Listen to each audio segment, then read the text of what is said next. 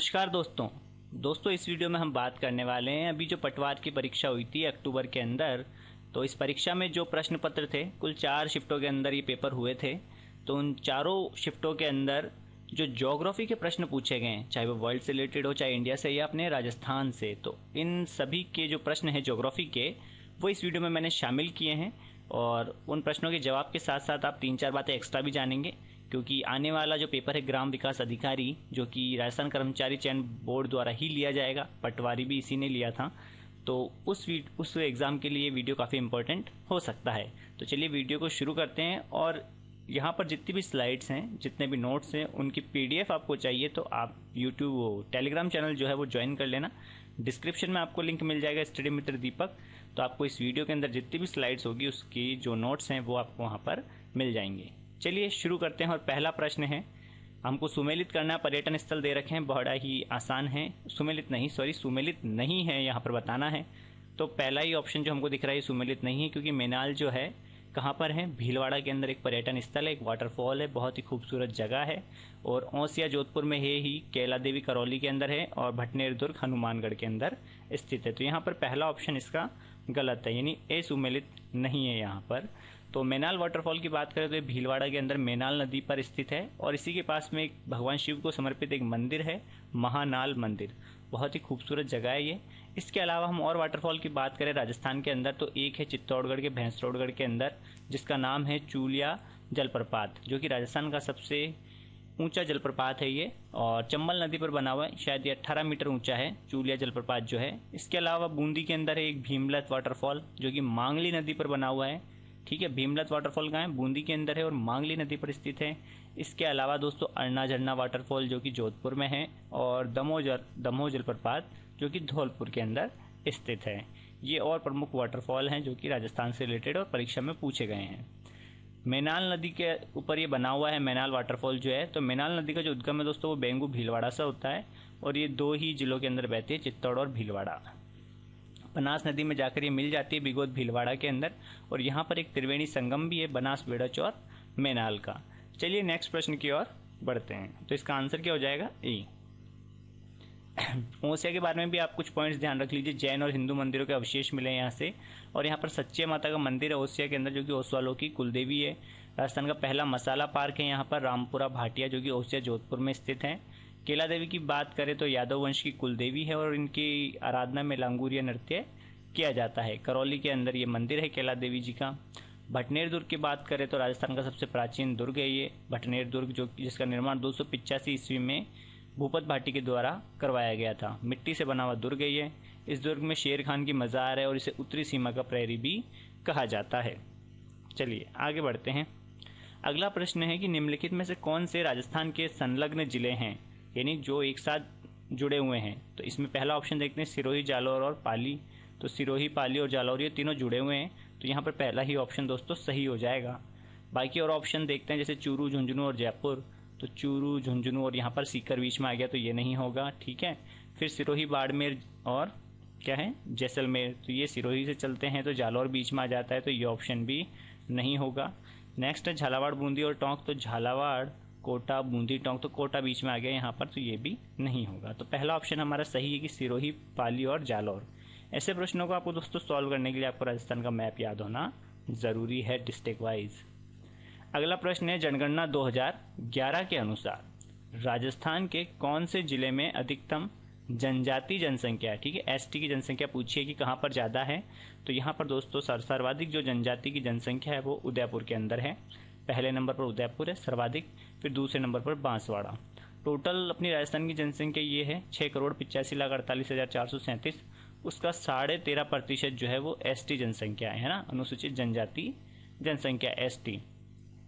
सबसे कम जो है दोस्तों ST की जनसंख्या वो बीकानेर और नागौर में है। और सर्वाधिक पूछ लेगी परसेंटेज के अंदर, यहाँ पे हमने पूछा था मैक्सिमम ST जनसंख्या कहाँ पर है, तो मैक्सिमम तो उदयपुर है, बट वही अगर परसेंटेज वाइज पूछते हैं तो दोस्तों बांसवाड़ा में है और डूंगरपुर में है दूसरे नंबर पर। ठीक है, हाल ही में जो प्रश्न भी आया था ये RS के अंदर पूछा था, RS प्री के अंदर। तो राजस्थान के कौन से जिले में अधिकतम जनजाति जनसंख्या है, तो उदयपुर के अंदर है, और परसेंटेज की बात करें तो बांसवाड़ा में है। और सबसे कम बीकानेर, नागौर हैं, और परसेंटेज में भी बीकानेर और नागौर हैं। अरावली पर्वतमाला की निम्न चोटियों को ऊंचाई के बढ़ते क्रम में व्यवस्थित करें, यानी ऊंचाई से बढ़ते क्रम में, यानी हमको सबसे ऊपर तो गुरु शिखर रखनी है, उसके बाद शेर है, फिर दिलवाड़ा आ जाएगी, फिर जरगा, यानी जरगा से शुरुआत हमको करनी है, यानी बढ़ते हुए क्रम में चलना है। सबसे पहले हम लेते हैं जरगा, ठीक है, फिर आ जाएगी दिलवाड़ा ए सी और फिर बी डी, ए सी बी डी हमारा आंसर है। तो ये पहला ऑप्शन ही हो जाएगा ए सी बी डी। तो जरगा की हाइट देख लीजिए, यहाँ पर मैंने लिख रखी 1431 मीटर, दिलवाड़ा 1442, शेर जो है 1597 और गुरु शिखर 1722, ये है यहाँ पर। और ध्यान रखना दक्षिण अरावली के, देखो हम राजस्थान के भौतिक विभाग जब हम पढ़ते हैं तो 4 भागों में बांटते हैं, जिसमें पश्चिमी रेतीला मरुस्थल, अरावली, पूर्वी मैदान और एक हाड़ौती प्रदेश। तो उसमें अरावली को जो है दोस्तों हम 3 भागों में बांटते हैं, उत्तरी अरावली, मध्य अरावली और दक्षिण अरावली। तो यहाँ से दोस्तों प्रश्न ऐसे भी पूछा जाता है कि दक्षिण अरावली की सबसे ऊंची चोटी, वैसे तो गुरु शिखर सबसे ऊंची चोटी है ना, और मध्य अरावली की बात करें तो टोडगढ़ सबसे ऊंची चोटी है जो कि करीबन 934 मीटर हाइट है लगभग, और उत्तरी अरावली की बात करें तो रघुनाथगढ़ है 1055 मीटर, सीकर के अंदर है ना। 3 भागों में बांटते हैं हम दोस्तों अरावली को। तो उत्तरी अरावली की सबसे ऊंची चोटी रघुनाथगढ़, मध्य अरावली की टोडगढ़ और गुरु शिखर तो वैसे भी सबसे ऊंची चोटी है चाहे पूरे राजस्थान के अंदर हम बात करें। नेक्स्ट है कि निम्न भारतीय राज्यों में से कौन सा राज्य अधिकतम अन्य भारतीय राज्यों से सीमा साझा करता है? अन्य भारतीय राज्यों से, तो दोस्तों इसका आंसर है उत्तर प्रदेश, जो कि 9 राज्यों से सीमा साझा करता है, यानी कि 8 राज्य और एक केंद्र शासित प्रदेश दिल्ली, तो हम 9 राज्य बोल सकते हैं, ठीक है। और एक अंतर्राष्ट्रीय सीमा भी बनाता है नेपाल के साथ, तो नेपाल देश के साथ ही लगता है बस ये, बाकी इधर नहीं लगता किसी और अन्य देश के साथ। तो 9 राज्य मान सकते हैं, टोटल 9 राज्यों के साथ लगता है, बाकी सब लगभग 5-5 हैं, आंध्र प्रदेश, मध्य प्रदेश, राजस्थान, 5-5 राज्यों के साथ सीमा बनाते हैं। नेक्स्ट है निम्नलिखित को हमको सुमेलित करना है, कंपनियां दे रखी है और उसका प्रोडक्ट दे रखा है और वो हमको मिलान करना है। तो यहाँ पर दोस्तों हम इस प्रश्न को, अगर हमें फुल फॉर्म याद है इन कंपनियों की, तो हम आसानी से सॉल्व कर सकते हैं।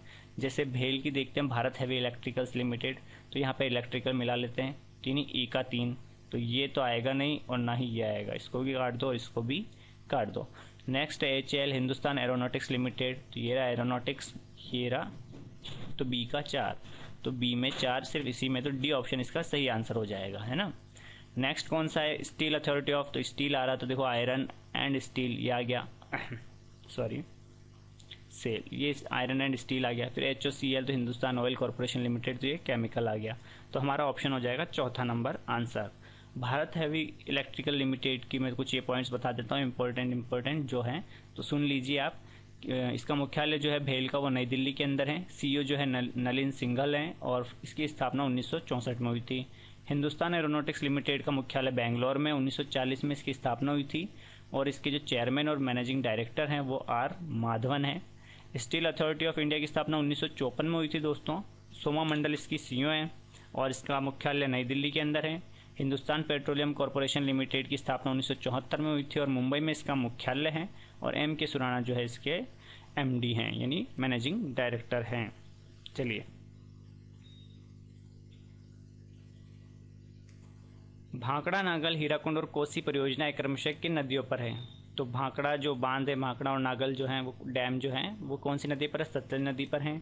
और हीराकुंड जो है दोस्तों उड़ीसा में महानदी पर है और कोसी जो है कोसी नदी पर है बिहार के अंदर। तो पहला ऑप्शन इसका सही आंसर है। सतलज नदी की बात करें तो मानसरोवर झील से निकलती है ये तिब्बत के अंदर और चिनाब नदी से आकर मिल जाती है। लगभग 1500 किलोमीटर इस नदी की लंबाई है।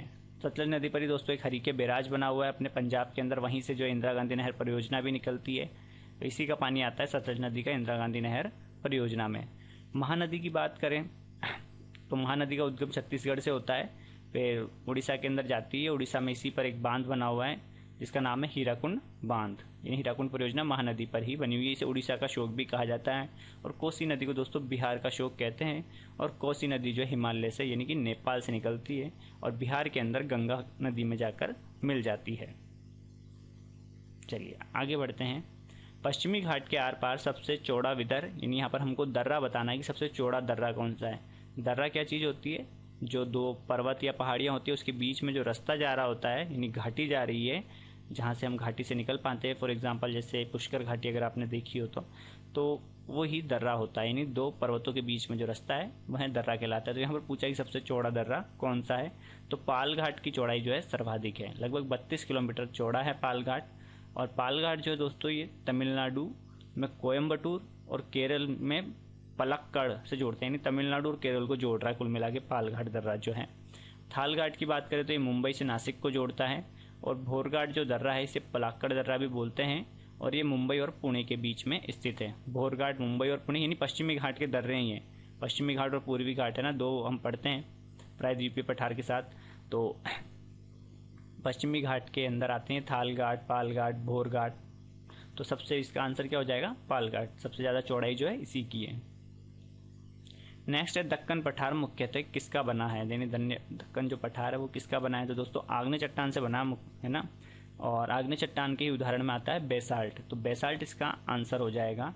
दक्कन का पठार भारत का विशाल पठार है और लगभग 8 राज्यों में ये फैला हुआ है। इसकी औसत ऊंचाई जो है दोस्तों वो करीबन 600 मीटर है। और यहीं पर अगर ग्रेनाइट वगैरह भी आ जाए तो दोस्तों आग्नेय चट्टान के उदाहरण में आते हैं ग्रेनाइट, बेसाल्ट, बिटुमिनस इत्यादि जो हैं आग्नेय चट्टान की ही एग्जाम्पल हैं। नेक्स्ट है निम्न में से कौन सा अब तक स्थापित जैव मंडल नीचे में शामिल नहीं है, यानी बायोस्फीयर रिजर्व के अंदर जो है शामिल नहीं हुआ है। तो यहाँ पर सुंदरवन, नंदा देवी, ग्रेट निकोबार जो है इत्यादि ये सारे बायोस्फीयर रिजर्व कैटेगरी में शामिल हैं। लेकिन कच्छ की खाड़ी की जगह यहाँ पर कच्छ का रण होता तो वो भी शामिल होता, ठीक है। लेकिन कच्छ की खाड़ी दे रखी है तो कच्छ की खाड़ी इसमें शामिल नहीं है, कच्छ का रण इसमें शामिल है। भारत में कुल 18 बायोस्फीयर रिजर्व हैं जिसकी लिस्ट मैंने अभी अगली स्लाइड पर दी है। तो इसकी PDF जो है दोस्तों आप वहाँ पे आपको टेलीग्राम पे मिल जाएगी, तो वहाँ से आप इसको और देख लेना। संयुक्त राष्ट्र शैक्षिक यानी यूनेस्को ने वर्ष 1971 में मानव और जैव मंडल कार्यक्रम की शुरुआत की थी। तो ये 18 जैव मंडल है कुल, जिसमें देखो नंदा देवी ये रहा उत्तराखंड के अंदर स्थित है, ग्रेट निकोबार अंडमान निकोबार के अंदर स्थित है, और यहाँ पर एक कच्छ का रण, ठीक है, हमें कच्छ की खाड़ी दी गई है। तो कच्छ का रण भी जो है बायोस्फीयर रिजर्व में शामिल है। नेक्स्ट प्रश्न है कि निम्न में से किस राज्य की सीमाएं 4 राष्ट्रों की सीमाओं से जुड़ी हुई है। हमें ऐसा स्टेट बताना है ना। इनमें से 4 ऑप्शन जो दे रखे हैं, एक तो इनमें से कोई नहीं है। तो 4 राष्ट्रों की सीमाएं लग रही हों किसी ऐसे देश से, तो अभी तक तो भारत का कोई ऐसा राज्य नहीं जिसकी 4 देशों से सीमाएं लग रही हों।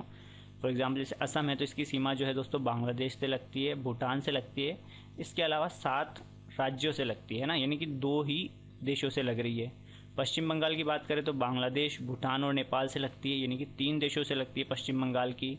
अरुणाचल प्रदेश की बात करें तो चाइना, भूटान और म्यांमार, ये भी 3 देशों के साथ सीमा बनाता है। बस, तो ठीक है, इनमें से कोई नहीं इसका आंसर हो जाएगा, यानी किसी के साथ भी नहीं लगती है। नागालैंड की बात करें तो सिर्फ ये तो म्यांमार के साथ यहाँ पर सीमा बना रहा है। नेक्स्ट है निम्न स्थानों में से कौन सा स्थान दिसंबर में पूछा है यहाँ पर, दिसंबर में अधिकतम सूर्य का प्रकाश प्राप्त करता है।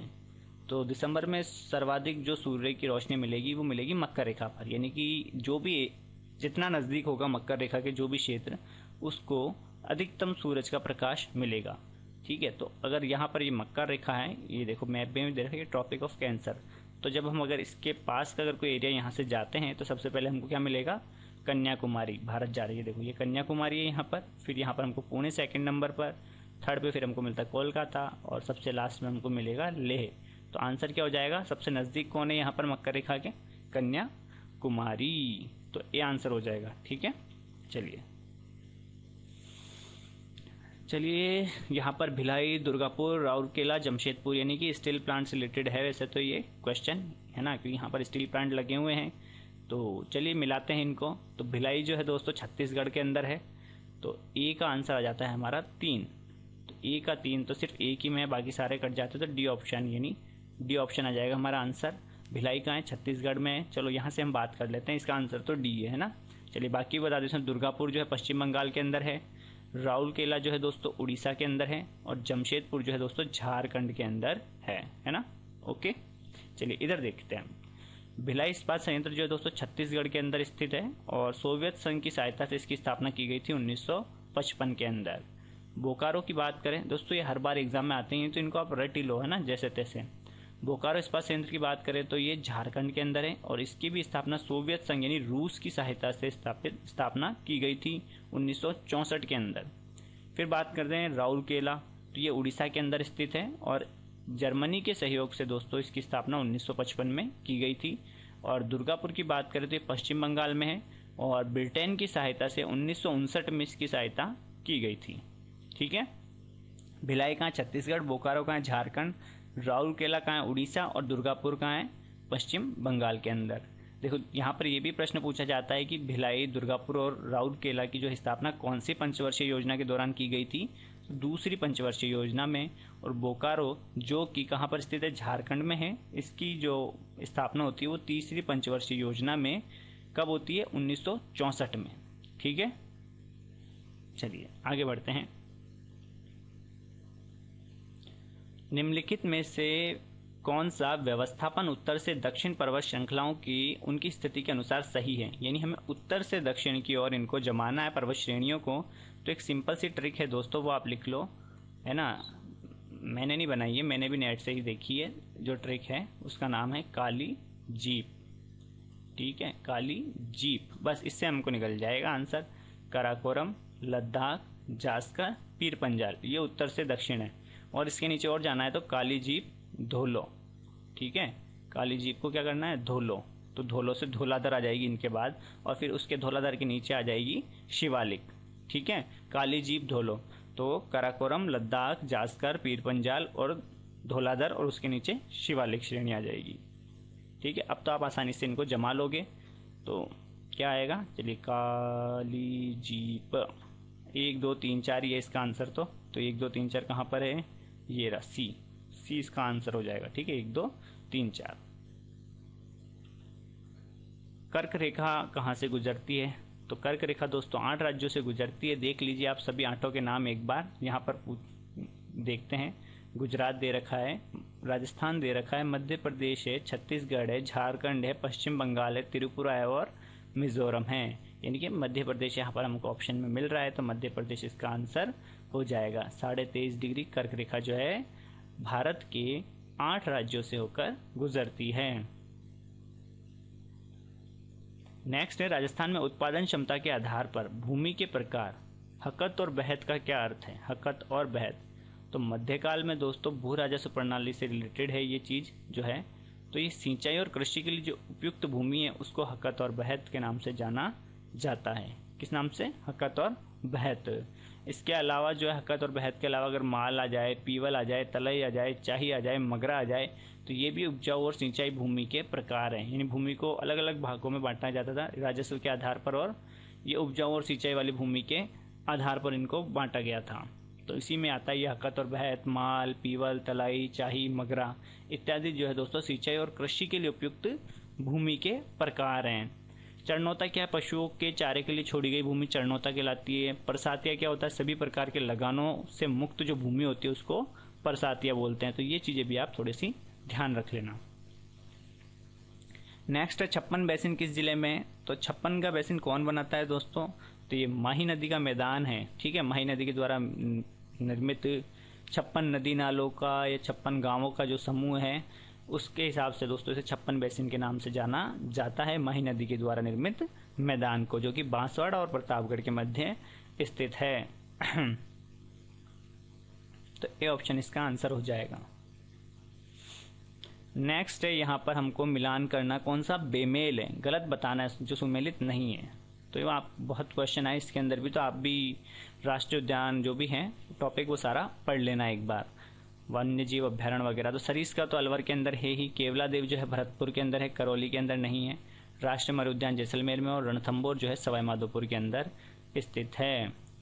ठीक है, चलिए एनवाइस की साइट पर आप जाकर चेक करोगे तो आपको 5 राष्ट्रीय पार्क मिलेंगे राजस्थान के, जिसमें एक ये डेजर्ट यानी कि अपना राष्ट्रीय मरु उद्यान, केवला देव, फिर मुकुंदरा हिल्स, रणथंबोर और सरीस का 5 राष्ट्रीय उद्यान दे रखे हैं। फिर जब हम वन विभाग की वेबसाइट पर जाते हैं राजस्थान की, तो वहाँ पर हमको 2020-21 का जो वार्षिक प्रतिवेदन रिपोर्ट है उसके अंदर 3 ही दे रखे हैं। तो अब देखते हैं जो भी प्रश्न आएगा उस हिसाब से हम आंसर करेंगे। तो यहाँ पर भरतपुर आ जाएगा, केवला देव की जगह है ना। चलिए ये प्रशासनिक प्रतिवेदन राजस्थान वन विभाग की वेबसाइट पर आप जाकर देख लेना, forest.rajasthan.gov.in से। तो इसके अनुसार जो है अभी वर्तमान में वन्यजीव अभ्यारण्यों की संख्या 27 है और राष्ट्रीय उद्यानों की संख्या 3 है। ठीक है, बाघ परियोजनाएं 3 है, रणथंभौर, सरिस्का और मुकुंदरा हिल्स। इसके अलावा चौथी आ चुकी है अभी, है ना, कौन सी, रामगढ़ विषधारी बूंदी के अंदर। ठीक है, वो भी अप्रूव हो चुकी है। और रामसर साइट जो है राजस्थान में 2 है, केवला देव और एक सांभर लेक। नेक्स्ट है गग्गर का मैदान कहाँ पर स्थित है। तो गग्गर का मैदान बताइए भाई कहाँ पर स्थित है। तो 4 भौतिक प्रदेशों में बांटते हैं हम राजस्थान को दोस्तों। एक पश्चिम मरुस्थल है, दूसरा अपना अरावली है, तीसरा पूर्वी मैदान है और चौथा हाड़ौती प्रदेश है। तो अब जब हम पश्चिमी मरुस्थल को भी दोस्तों 2 भागों में बांट देते हैं, एक तो बिल्कुल रेतीला शुष्क प्रदेश और दूसरा अर्ध शुष्क प्रदेश। तो ये अर्ध शुष्क प्रदेश में दोस्तों गग्गर का मैदान आ जाता है, फिर शेखावटी प्रदेश आ जाता है और लूणी बेसिन आ जाता है, गोडवाड़ प्रदेश आ जाता है ना, लूणी बेसिन कह लो या गोडवाड़ प्रदेश कह लो, दोनों एक साथ ही हैं।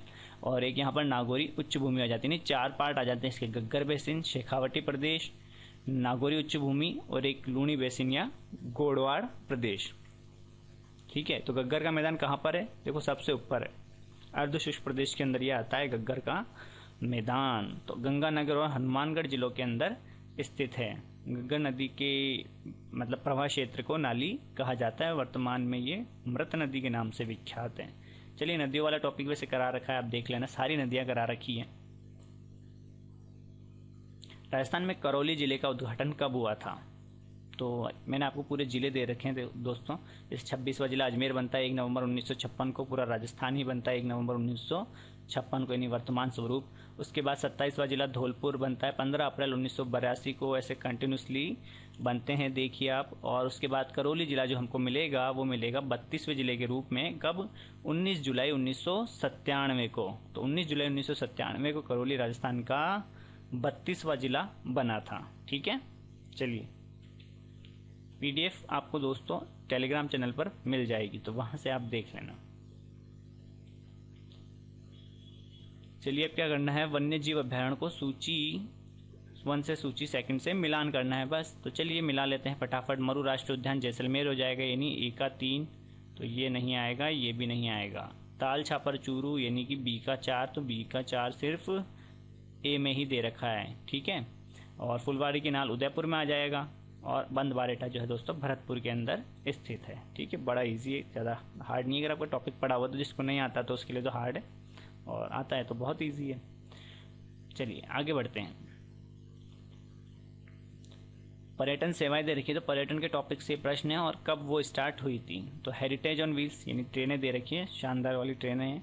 तो हेरिटेज ऑन व्हील्स की शुरुआत कब होती है, ये तो मुझे भी ध्यान नहीं कब होती है हाँ, लेकिन रॉयल ओरिएंट एक्सप्रेस जो है ये 1994-95 में शुरू हुई थी। और कौन सी ध्यान है, royal Rajasthan on wheels, village on wheels, नहीं ये तो मुझे नहीं पता, बाकी ये पता है। तो C का 3 सिर्फ एक ही ऑप्शन में दे रखा है, 4 2 3 1। तो हेरिटेज ऑन व्हील्स दोस्तों ये स्टार्ट होती है 2006 के अंदर, और ये ऑप्शन दे रखा होगा आंसर, हाँ ठीक है, A का 4 यानी कि हेरिटेज ऑन व्हील्स जो है दोस्तों 2006 में शुरू हुई थी। ये कब हुई थी, 2006 के अंदर। ठीक है, ये 2006 में होती है। फिर रॉयल राजस्थान ऑन व्हील्स जो है दोस्तों ये 2009 के अंदर, तो एकदम सही है, और ये भी एकदम सही है। रुको यहाँ पर मिला लेते हैं हम, ये एकदम सही दे रखा है, ये एकदम सही दे रखा है, यहाँ पर बिल्कुल सामने है। और यहाँ पर हेरिटेज ऑन व्हील्स जो है दोस्तों ये 2006 हो जाएगा, और विलेज ऑन व्हील्स जो है दोस्तों ये 2004 हो जाएगा, यानी D का 1 हो जाएगा।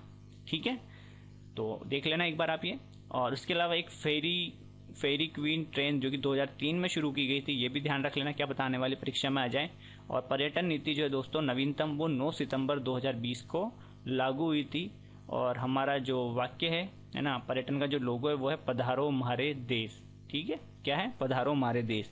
शेखावटी त्रिकोण में 3 जिले आते हैं, सीकर, चूरू और झुंझुनू। तो फेरी क्वीन ट्रेन का संबंध इसी से है, शेखावटी त्रिकोण से। चलिए आगे क्या दे रखा, माइनिंग एरन यानी खदान क्षेत्र दे रखा, माइनिंग एरिया और खनिज दे रखे हैं। चलिए मिलान करते हैं। तो खेतड़ी तो हमारे राजस्थान में ये तांबे से रिलेटेड है, तो यहाँ पर ये हो जाएगा इसका A का 3। तो यहाँ पर ये ऑप्शन भी नहीं आएगा और ये ऑप्शन भी नहीं आएगा। फिर बेलाडीला जो है दोस्तों ये किसके लिए प्रसिद्ध है? लोहे अयस्क के लिए। तो बी का एक किस में दे रखा है? बी का एक इसी में देखा, तो ए ऑप्शन इसका सही आंसर हो जाएगा। ठीक है, तो बेलाडीला लोहे अयस्क के लिए आ जाएगा। और फिर है सी का 4, तो बालाघाट जो है मैग्नीज के लिए फेमस है, और कालाहांडी जो है दोस्तों बॉक्साइट के लिए प्रसिद्ध है। यहाँ पर मैंने आपको देखो लिस्ट भी दी है, जिसमें मैग्नीज के अंदर देखो उड़ीसा के अंदर केंदुझर, राजस्थान में बांसवाड़ा और उदयपुर में मिलता है मैग्नीज, मध्य प्रदेश में बालाघाट। ठीक है, ये बालाघाट ये रहा, और बालाघाट का हमने देख लिया था अभी यहाँ पर मैग्नीज। लोहे की बात करें तो उड़ीसा के अंदर मयूरभंज, राउरकेला, छत्तीसगढ़ के अंदर है बेलाडीला, कहाँ है? छत्तीसगढ़ के अंदर है। कर्नाटक के अंदर कुद्रेमुख भी लोहे के लिए प्रसिद्ध है। झारखंड के अंदर नोवा मंडी और सिंह भूमि क्षेत्र जो है लोहे के लिए फेमस है। इसके अलावा बॉक्साइट के लिए झारखंड का पलामू क्षेत्र जाना जाता है, छत्तीसगढ़ का रायपुर, उड़ीसा का कालाहांडी। कालाहांडी का है उड़ीसा के अंदर स्थित है, जो कि बॉक्साइट के लिए जाना जाता है। तांबे के लिए राजस्थान का खेतड़ी खोदरीबा हो गया, मध्य प्रदेश का मलाजखंड हो गया इत्यादि। चलिए, भारतीय समुद्री तटरेखा की कुल लंबाई कितनी है? तो भारत की समुद्री तटरेखा की कुल लंबाई दोस्तों 7516.6 किलोमीटर है, और लगभग कितने 9 राज्य हमारी तटीय सीमा बना रहे हैं। देखो, गुजरात, महाराष्ट्र, गोवा, कर्नाटक, केरल, तमिलनाडु, आंध्र प्रदेश, उड़ीसा और ये पश्चिम बंगाल। तो टोटल 9 राज्य हो जाते हैं जो समुद्री तटरेखा बना रहे हैं यहाँ पर। और सबसे लंबी भी पूछ लेते हैं भाई, किसकी तटीय रेखा सर्वाधिक लंबी है? तो गुजरात की दोस्तों 1600 किलोमीटर लंबी तटीय रेखा है। सेकंड नंबर पर तमिलनाडु आता है, और तीसरे नंबर पर आंध्र प्रदेश आ जाता है। ठीक है, चलिए, किस भारतीय राज्य को 5 नदियों की भूमि के रूप में जाना जाता है? तो 5 नदियों की भूमि दोस्तों पंजाब को कहा जाता है, और इन 5 नदियों में सतलज है, व्यास है, रावी है, चिनाब है और झेलम है। सिंधु नहीं है, ये ध्यान रखना। ठीक है, सिंधु नहीं है, बाकी झेलम, चिनाब, रावी, व्यास और सतलज नदियां हैं जो कि पंजाब को 5 नदियों की भूमि बनाती हैं। इसके अलावा और भी जगहों के उपनाम देख लीजिए, भारत का स्विट्जरलैंड कश्मीर, झीलों का नगर श्रीनगर, मसालों का बगीचा केरल, धान का कटोरा छत्तीसगढ़, गुलाबी शहर जयपुर, 7 टापुओं का नगर मुंबई, भारत का मैनचेस्टर अहमदाबाद इत्यादि भी जरूरी उपनाम है जहां से प्रश्न आते हैं। गलत युग्म को पहचानना है हमको, तो काजीरंगा आसाम के अंदर है, मुदुमलाई जो है दोस्तों आंध्र प्रदेश में नहीं है, तमिलनाडु के अंदर है, तो बी ऑप्शन यहाँ पर गलत हो जाता है। फिर है कान्हा राष्ट्रीय उद्यान, ये मध्य प्रदेश के अंदर ही स्थित है, और दाचीगम अभ्यारण्य जो है जम्मू कश्मीर के अंदर स्थित है। वन्य जीव संरक्षण अधिनियम 1972 जो है दोस्तों राज्य सरकार को किसी भी क्षेत्र को नेशनल पार्क घोषित करने की शक्ति देता है। चलिए, वर्तमान में दोस्तों नेशनल पार्क की जो संख्या है वो संभवतः मेरे हिसाब से 106 है, घटती बढ़ती रहती है, तो आप जब भी अपडेट रहना बस, है ना, करंट के साथ तो पता चलता रहेगा। तो 106 नेशनल पार्क हैं अभी। और भारत का सबसे बड़ा जो राष्ट्रीय उद्यान है वो हेमिस राष्ट्रीय उद्यान है, जो कि लद्दाख के अंदर स्थित है। सबसे छोटा जो है वो साउथ बटन है, जो कि कहाँ पर स्थित है? अंडमान निकोबार द्वीप समूह के अंदर स्थित है साउथ बटन, और ये हेमिस राष्ट्रीय उद्यान। ध्यान रखना, बड़ा है हेमिस राष्ट्रीय उद्यान लद्दाख में, और साउथ बटन जो है अंडमान निकोबार में सबसे छोटा है। भारत का पहला राष्ट्रीय उद्यान पूछे तो हेली नेशनल पार्क था, जिसे जिम कॉर्बेट राष्ट्रीय उद्यान के नाम से जानते हैं। 1936 में इसकी स्थापना हुई थी, और वर्तमान में जिम कॉर्बेट राष्ट्रीय उद्यान का नाम बदलकर जो है क्या रखा जाएगा? रामगंगा नेशनल पार्क रखा जाएगा, क्योंकि यहाँ से रामगंगा नदी निकलती है। असम राज्य में हाल ही में 2 नए राष्ट्रीय उद्यानों को मान्यता दी गई। तो सबसे नवीनतम जो हमारा राष्ट्रीय उद्यान है उसका नाम है दिहांग पटकाई, ठीक है, और एक रायमोना नेशनल पार्क को मान्यता दी गई थी। तो असम में टोटल 7 अभी तक हो चुके हैं। सर्वाधिक नेशनल पार्क जो है दोस्तों वो मध्य प्रदेश के अंदर स्थित हैं, और असम में अब 7 हो चुके हैं। सबसे नवीनतम जो है दोस्तों वो दिहांग पटकाई राष्ट्रीय उद्यान है। काजीरंगा की बात करें तो ये एक सींग वाले गेंडों के लिए प्रसिद्ध है, और करंट फैक्ट जो है इसका वो है कि ऐसा पहला ये राष्ट्रीय उद्यान है जिसके कर्मचारियों को सैटेलाइट फोन दिया गया है ना। जो भी कोई बाढ़ आ जाए या कोई समस्या हो, कोई शिकारी आ रखे हों शिकार करने के लिए, तो उनसे अवगत करने के लिए, एक दूसरे से कांटेक्ट करने के लिए यहाँ के कर्मचारियों को BSNL के द्वारा सैटेलाइट फ़ोन उपलब्ध कराए गए हैं। और ऐसा होने वाला, यानी ऐसे सैटेलाइट फ़ोन वाला ये पहला राष्ट्रीय उद्यान बन चुका है, काजीरंगा राष्ट्रीय उद्यान। तो इस प्रश्न का आंसर क्या था? मुदुमलाई अभ्यारण्य। निम्न में से कौन सी नदी मुहाना बनाती है? मुहाना मतलब एस्चुरी। एस्चुरी कौन सी नदी बनाती है? तो जैसा कि आप इमेज में देख रहे हैं, एस्चुरी क्या है कि जहाँ पर समुद्र का पानी और नदियों का पानी जिस स्थान पर आकर मिलता है वहाँ पर ये एस्चुरी बनती है। अब कैसे है, जहाँ पर या तो मान लो तेज ढाल हो, अगर तेज ढाल नहीं है तो मतलब थोड़ा हाइट पे है और तेज ढाल नहीं है कि समुद्र में पानी बहुत तेजी से जा रहा हो, तो वहाँ पर तो क्या होगा, निम्न ढाल है तो डेल्टा बनाएगी। जैसे गंगा नदी बनाती है उसका ढाल थोड़ा कम है, लेकिन फॉर एग्जांपल नर्मदा और ताप्ती ये दोनों नदियाँ जो है समुद्र में जब जाकर पानी डाल रही होती है तो इनका बहाव जो है काफ़ी तेज रहता है। तो तेज रहने के कारण क्या है, ये एस्चुरी का निर्माण करती है। अब यहाँ पर क्या होता है, समुद्र के अंदर आपने नाम सुना होगा ज्वार का, तो ज्वार जो आता है यानी कि समुद्र का पानी भी ऊपर की ओर आता है और नदियों का पानी भी साथ में आता है, तो दोनों जब टकराते हैं तो धीरे धीरे कटाव की वजह से नदी जो है, आप इमेज जो देख रहे हो इस तरीके से कुछ फैल जाती है ना, इस प्रकार से है ना, जमाव होने लग जाता है धीरे धीरे। तो इस प्रकार की जो आकृति बनती है ये क्या कहलाती है, एस्चुरी कहलाती है। सभी नदियाँ किसी न किसी समुद्र में मिलती है, जहाँ पर नदी सागर से मिलती है उस जगह खारे और मीठे पानी के मिलने से नदी द्वारा बहाकर लाई गई मिट्टी आदि जमा होने लगती है। इस कारण धीरे धीरे नदी की धारा कई छोटे छोटे भागों में बढ़ जाती है और इसी क्षेत्र को नदी का मुहाना यानी कि एस्चुरी कहते हैं। चलिए, तो कौन सी नदी मुहाना बनाती है, तो नर्मदा और ताप्ती मैंने आपको बताया था अभी ऑप्शन, तो नर्मदा जो है इसका आंसर हो जाएगा। नर्मदा नदी जो है दोस्तों मध्य प्रदेश में स्थित अमरकंटक की पहाड़ियों से ये नदी निकलती है। महानदी की बात करें तो उड़ीसा की है ये प्रमुख नदी, जो कि रायपुर छत्तीसगढ़ से निकलती है। कृष्णा नदी जो है दोस्तों महाबलेश्वर महाराष्ट्र से निकलती है और गोदावरी नदी जो है दोस्तों महाराष्ट्र के अंदर नासिक जिले के अंदर स्थित त्र्यंबकेश्वर पहाड़ियों से निकलती है। निम्न में से किन कारणों से सागरों और महासागरों में ज्वार भाटा आता है, तो ज्वार भाटा मतलब पानी का ऊपर की ओर जाना ज्वार कहलाता है और वापस नीचे की ओर जाना भाटा कहलाता है ना। फॉर एग्जाम्पल इसमें तो वैसे तीनों ही काम करते हैं, सूर्य और चंद्रमा का गुरुत्वाकर्षण बल या दोनों का आकर्षण बल कह लो या गुरुत्वाकर्षण बल कह लो, एक ही बात है, और फिर पृथ्वी का अपकेंद्रीय बल ये भी काम करता है। अब ये कैसे काम करता है ये जरा हम देख लेते हैं। वैसे ज्वार भाटा आने में सबसे ज़्यादा रोल जो है वो चंद्रमा की गुरुत्वाकर्षण शक्ति यानी चंद्रमा की आकर्षण शक्ति का है। सूर्य तो काफ़ी दूर है तो बहुत कम प्रभाव डालता है, वैसे मेन चंद्रमा ही रहता है। तो जब चंद्रमा की गुरुत्वाकर्षण शक्ति के यानी गुरुत्वाकर्षण शक्ति कारण यहाँ पर पृथ्वी पर जब खिंचाव उत्पन्न होता है, तो इधर देखो ये पानी जो मान लो ये बराबर था यहाँ पर था बिल्कुल गोल सर्किल में, तो चंद्रमा की आकर्षण शक्ति के कारण क्या ये इधर खिंचाव हुआ और पानी इसकी ओर आ गया यानी पानी का उठाव हुआ यहाँ पर। तो अब पृथ्वी पर जब खिंचाव हुआ चंद्रमा की शक्ति के कारण, तो पृथ्वी क्या करती है, इसको संतुलित करने के लिए इसके विपरीत दिशा में इधर खिंचाव कर देती है ना, विपरीत दिशा में। तो इस प्रकार खिंचाव करती है कि संतुलित हो जाए, ठीक है। चंद्रमा के द्वारा जो गुरुत्वाकर्षण बल लगाया है उसको संतुलित करने के लिए पृथ्वी भी एक बल लगाती है जिसे अपकेंद्रीय बल कहा जाता है, जो कि विपरीत दिशा में होता है। तो इस साइड भी ज्वार आ जाता है और इस साइड भी ज्वार की स्थिति हो जाती है, और इस साइड फिर क्या होता है, भाटा आ जाता है। यानी कि इधर पानी का जल स्तर जो है नीचा हो गया है तो इधर ये भाटा, और इधर उच्च हो गया है और इधर भी उच्च हो गया है, तो दोनों साइड क्या हो रहा है, ज्वार आ रहा है। यानी ज्वार पृथ्वी पर एक ही समय में दो स्थानों पर उत्पन्न होता है, एक चंद्रमा के सामने और एक चंद्रमा के विपरीत, ठीक है, विपरीत दिशा में। तो तीनों ही यहाँ पर काम आते हैं, ठीक है, ज्वार भाटा 1, 2 और 3। निम्न में से कौन से राज्य का वनाच्छादित अधिकतम है, यानी कहाँ पर वनावरण ज़्यादा है, तो यहाँ पर मध्य प्रदेश इसका आंसर हो जाएगा। मध्य प्रदेश है, फिर अरुणाचल प्रदेश है और फिर छत्तीसगढ़ है। परसेंटेज में पूछ लेते हैं हमसे अगर ये चीज़, तो मिजोरम आ जाएगा पहले स्थान पर, और दूसरे पर अरुणाचल प्रदेश और तीसरे पर मेघालय।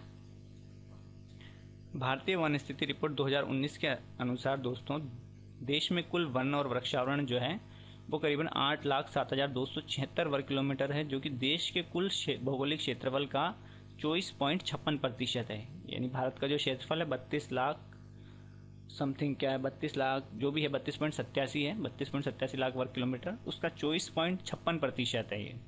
और देश में कुल वन और वृक्षावरण की स्थिति में वर्ष 2017 की जो रिपोर्ट थी उसकी तुलना में 5,188 वर्ग किलोमीटर की वृद्धि हुई है, यानी कि 0.65% की यहाँ पर बढ़ोतरी देखी गई है वनावरण के अंदर।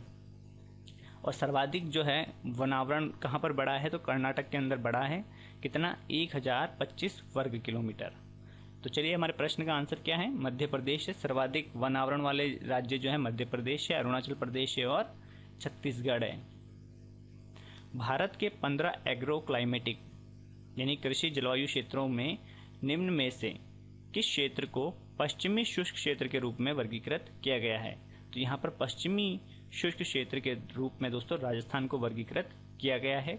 योजना आयोग ने भारत की 15 कृषि जलवायु क्षेत्रों में वर्गीकृत किया है, यानी कि 15 क्षेत्रों में बांटा है कृषि जलवायु क्षेत्रों के हिसाब से। योजना आयोग ने जिनके नाम आप यहाँ पर देख रहे हैं उसमें 14 नंबर पर पश्चिमी शुष्क प्रदेश दे रखा है। तो यहाँ पर अरावली पर्वत श्रेणी के जो पश्चिम में फैला हुआ ये क्षेत्र है ना। अरावली पर्वत श्रेणी कहाँ पर है? राजस्थान में।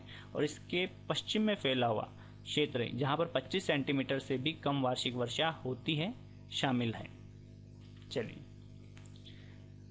The climate of Assam is, Assam की जलवायु किस प्रकार की है? तो असम की जलवायु दोस्तों उष्ण कटिबंधीय मानसूनी जलवायु है। बहुत बारिश होती है यहाँ पर। मौसिनराम भी है जहाँ सर्वाधिक वर्षा होती है। मौसिनराम मेघालय में, सॉरी। तो उष्ण कटिबंधीय मानसूनी जलवायु है यहाँ की। बाणसागर पनबिजली परियोजना कहाँ है? तो बाणसागर पनबिजली परियोजना जो है दोस्तों सोन नदी पर मध्य प्रदेश के अंदर स्थित है। इसके अलावा मध्य प्रदेश में एक और ध्यान रखना, Indira Sagar hydro electric power plant है जो कि नर्मदा नदी पर बना हुआ है। एक रिहंद पावर प्लांट भी है जो कि उत्तर प्रदेश और मध्य प्रदेश दोनों संयुक्त रूप से मतलब साझेदारी में है, रिहंद बांध परियोजना। इसके अलावा इंदिरा गांधी का ध्यान रखना, इंदिरा सागर जो हाइड्रो इलेक्ट्रिक पावर प्लांट है वो भी एमपी में, नर्मदा नदी पर। इसके अलावा कुछ इंपॉर्टेंट और भी ध्यान रख लेना, पकलडल पनबिजली परियोजना जम्मू कश्मीर में है।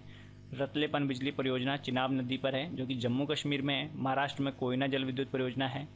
आंध्र प्रदेश में श्रीशैलम, केरल में Idukki hydro electric power plant, Sikkim में Teesta hydro electric power plant और उत्तराखंड में जो है दोस्तों लखवाड़ जल विद्युत परियोजना जो कि यमुना नदी पर है। ठीक है, चलिए। भारतीय गंगे मैदान को दक्षिणी पठार से अलग करने वाली पर्वत श्रृंखला कौन सी है? तो भारत में गंगा का मैदान, ये रहा ऊपर गंगा का मैदान, बिहार उत्तर प्रदेश वाला एरिया, आ गया हमारा माउस, ये रहा। ठीक है, और यहाँ पर क्या पूछा है? दक्षिणी पठार। तो ये हमारा दक्षिणी पठार हो गया, ये हमारा सॉरी पूरा ही बन गया, तो यहाँ पर समुद्र भी शामिल हो गया। ये हमारा दक्षिण का पठार हो गया, यहाँ पर ये उत्तर का मैदान हो गया। तो यहाँ पर दोनों को अलग कौन करता है? विंध्याचल पर्वत श्रेणी इनको अलग करती है। ठीक है, कौन अलग करती है? विंध्याचल पर्वत श्रेणी। विंध्याचल के नीचे सतपुड़ा आ जाती है।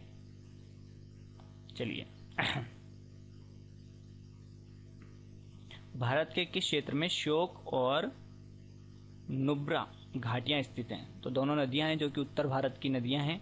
उत्तर भारत में भी टॉप पे बिल्कुल काराकोरम रेंज के अंदर। तो कहाँ पर आ जाएगा? ये लद्दाख क्षेत्र के अंदर स्थित ये घाटियां हैं। ठीक है, कहाँ पर? लद्दाख क्षेत्र। ये जो व्हाइट वाला एरिया दिख रहा है मैप में, ये पूरा क्या है? लद्दाख है। और यहाँ पर ये आपको श्योक नदी दिख रही है, ये रही श्योक, और ये नुब्रा। ठीक है, तो ये है जो घाटियां हैं, ये कहाँ पर है? लद्दाख के अंदर स्थित है। नेक्स्ट है यहाँ पर पर्वत चोटियाँ दे रखी है और पर्वत श्रृंखला दे रखी है, तो मिलान करना है। तो गुरु शिखर सब जानते हो आप कहाँ पर है? अरावली में, यानी ई का 5 आ जाएगा। तो ये यहाँ पर कट जाता है और ये भी कट जाता है। नेक्स्ट है धूपगढ़। तो धूपगढ़ दोस्तों सतपुड़ा श्रेणी में आता है, तो बी का 2। तो यहाँ पर ये आंसर ये हो जाएगा हमारा डी ऑप्शन। ठीक है, फिर डोडा बेटा जो है दोस्तों नीलगिरी के अंदर स्थित है। और सासेर कांगरी, क्या सासेर कांगरी, ये काराकोरम के अंदर स्थित है। ठीक है, चलिए, तो इसका आंसर क्या हो जाएगा? चौथा ऑप्शन। यहाँ पर मैंने आपके लिए एक मैप के अंदर लिख भी दिया है। ठीक है, जैसे साल्टोरो कांगरी और सासेर कांगरी ये दोनों काराकोरम श्रेणी के अंदर स्थित है। और काराकोरम की सबसे ऊंची चोटी जो है वो है साल्टेरो कांगरी है। ठीक है, फिर नामचा बारवा तिब्बत के अंदर स्थित है। यहाँ पर गुरु शिखर के अंदर आता है अरावली 1722 मीटर। सतपुड़ा की सबसे ऊंची जो चोटी है उसका नाम है धूपगढ़, 1350 मीटर है। और नीलगिरी की सबसे ऊंची चोटी दोस्तों दोदो बेटा है, जिसका नाम है दूधा बेटा है, जिसकी हाइट 2637 मीटर है। और इसी के नीचे अन्नामलई है, अन्नामलई पर्वत श्रेणी, और इसकी सबसे ऊंची चोटी जो है दोस्तों अन्नाईमुड़ी है, जिसकी हाइट 2695 मीटर है। फिर इधर पूर्वी घाट के अंदर महेंद्रगिरी आ जाती है। और फिर यहाँ पर मिजोरम के अंदर ब्लू माउंटेन और नागालैंड के अंदर सरामती आ जाती है। ठीक है, पारसनाथ झारखंड के पूर्वी भाग में आ जाती है। तो ये यहाँ पर आपको PDF मिल जाएगी, वहाँ पर आप देख लेना इसको। और 56 का मैदान, अभी पहले एक प्रश्न पढ़ा था हमने, है ना, तो उसी के मिलता जुलता एक और प्रश्न आ गया है, जहाँ पर मैंने आपको बताया था कि 56 का मैदान कहाँ स्थित है? तो बांसवाड़ा और प्रतापगढ़ के बीच ये स्थित है। माही नदी के द्वारा बनाया गया ये मैदान है। माही नदी जो है MP के अंदर मेहत झील से आती है और राजस्थान में ये दोस्तों बांसवाड़ा के खांडू नामक जगह से ये प्रवेश करती है। फिर आगे जाके ये छप्पन का मैदान, कांठल का मैदान, फिर डूंगरपुर से होते हुए फिर ये खंभात की खाड़ी यानी गुजरात जाती है और गुजरात के बाद खंभात की खाड़ी के अंदर जाकर ये कहाँ अरब सागर के अंदर मिल जाती है। चलिए नेक्स्ट है गंगानगर से हनुमानगढ़ जिले का गठन कब हुआ। इससे पहले अभी हमने दोस्तों करौली के बारे में पढ़ा था कि करौली 32वां जिला बना था 19 जुलाई 1997 को। अब यहाँ पर गंगानगर से हनुमानगढ़ जिले का पूछा है, तो ध्यान रखना इस प्रकार के प्रश्न ये कर्मचारी चयन बोर्ड जो है वो पूछ रहा है, तो हमें और दूसरे जिलों का भी ध्यान रखते हुए चलना है। तो 12 जुलाई 1994 को हनुमानगढ़ जो है दोस्तों राजस्थान का 31वां जिला बना था। किससे अलग होकर? गंगानगर से अलग होकर। यहाँ पर दोस्तों देखो मैंने ये लिख रखा है कि धौलपुर जो जिला बनता है वो भरतपुर से अलग होकर बनता है। कौन सा जिला बनता है? धौलपुर 27वां जिला बनता है 15 अप्रैल 1982 को। एक चीज़ और आप नोटिस कर लेना कि देखो हमारे जिले जो है दोस्तों 3 महीने ध्यान रख लेना। देखो 26वां तो अजमेर आपको ध्यान है ही 1 नवंबर 1956, ठीक है, इसको हटा दो अभी। या तो हमारे जिले जो है दोस्तों वो अप्रैल माह के अंदर बने, ठीक है, अप्रैल, या फिर जुलाई या फिर जनवरी। इसके अलावा अगर कोई सा भी महीना आता है तो आप गलत कर देना उसको, यानी 3 महीने इसमें बने, या तो अप्रैल में बना है या जुलाई में बना है या जनवरी में बना है, ठीक है। इसके अलावा और कोई भी आता है जैसे ये अगस्त आ गया तो इसको काट दो। हाँ, यहाँ पर ये अप्रैल दे रखा है और यहाँ पर भी अप्रैल दे रखा है, तो ये हमको ध्यान रखना है। इसके अलावा अगर हम सन ध्यान रख सकते हैं तो वो भी अच्छी बात है। जैसे 91 में है, यहाँ पे 82 है धौलपुर, उसके अलावा 91, 94, 97 और 8, 91, 94, 97, 8। तो हमारा हनुमानगढ़ जिला बनता है दोस्तों 31वां जिला 12 जुलाई 1994 को। निम्नांकित को सुमेलित कीजिए। फिर से वही अभी पहले हमने पढ़े थे अभ्यारण्य वगैरह, उनको मिलान करा था, तो चलिए मिलाते हैं। कुंभलगढ़ वन्यजीव अभ्यारण्य राजसमंद है, और केवलादेव भरतपुर हो जाएगा, मरु राष्ट्रीय उद्यान जैसलमेर हो गया, और टाइगर रिजर्व जो है सरीस्का हो जाएगा, ठीक है, बड़ा इजी है अगर आपने पढ़ रखा है तो। बूंदी का रामगढ़ विषधारी प्रदेश का चौथा टाइगर रिजर्व होगा। इसके अलावा 3 टाइगर रिजर्व हैं जिसमें रणथंबोर है, सरीस्का है और मुकुंदरा हिल्स है। ताल छापर अभ्यारण्य चूरू में, बस्सी अभ्यारण्य चित्तौड़गढ़ में, टोडगढ़, रावली, अजमेर, राजसमंद और पाली के अंदर फैला हुआ है। वन विहार अभ्यारण्य धौलपुर में है, बंद बारेठा भरतपुर में है, और सज्जनगढ़ अभ्यारण्य उदयपुर के अंदर स्थित है। चलिए यहाँ पर पर्यटन सर्किट दे रखे हैं और यहाँ पर हमको पर्यटन सर्किट को मिलान करना है। तो मेवात सर्किट दे रखा है, तो अलवर भरतपुर वाला क्षेत्र ले लो, तो पहला का पहला यहाँ पर हो जाएगा। शेखावटी में सीकर, चूरू, झुंझुनू आ जाएंगे। मरु सर्किट में यहाँ पर जोधपुर, जैसलमेर और बीकानेर, बाड़मेर आ जाएगा। मेरवाड़ा में अजमेर, पुष्कर और मेड़ता आ जाएगा, ठीक है। तो ए का एक तो किसमें इसी में दे रखा, तो सी आंसर हो जाता है हमारा, सी ऑप्शन, ठीक है। बाकी और देख लो, जैसे डेजर्ट सर्किट के अंदर क्या है, बीकानेर के अंदर ऊंट महोत्सव आयोजित होता है, जैसलमेर में मरु महोत्सव, बाड़मेर में थार महोत्सव और जोधपुर यानी कि मारवाड़ महोत्सव आयोजन होता है। डेजर्ट सर्किट में वैसे मुख्यतः बीकानेर, जैसलमेर और जोधपुर को शामिल किया जाता है, लेकिन चौथा जिला जो है दोस्तों इसमें बाड़मेर को शामिल कर लिया गया है। हाड़ौती सर्किट के अंदर कोटा, बूंदी, बारा, झालावाड़ आ जाते हैं, और माउंट आबू सर्किट के अंदर सिरोही, जालौर और पाली आ जाते हैं। मेवाड़ सर्किट के अंदर चित्तौड़, राजसमंद, उदयपुर और बांसवाड़ा, ये 4 जिले शामिल हो जाते हैं। PDF दोस्तों आपको टेलीग्राम चैनल पर मिलेगी, है ना। तो दोस्तों ये था वीडियो ज्योग्राफी का। आशा करता हूँ आपको वीडियो पसंद आया होगा, और नेक्स्ट जो वीडियो हम किसी और टॉपिक पर लेकर आएंगे, पटवारी के जो प्रश्न पूछे गए हैं तो उसमें, चाहे वो पॉलिटिकल साइंस हो या करंट अफेयर्स हो या कुछ और, ठीक है। मिलेंगे नेक्स्ट वीडियो में। जय हिंद, जय भारत।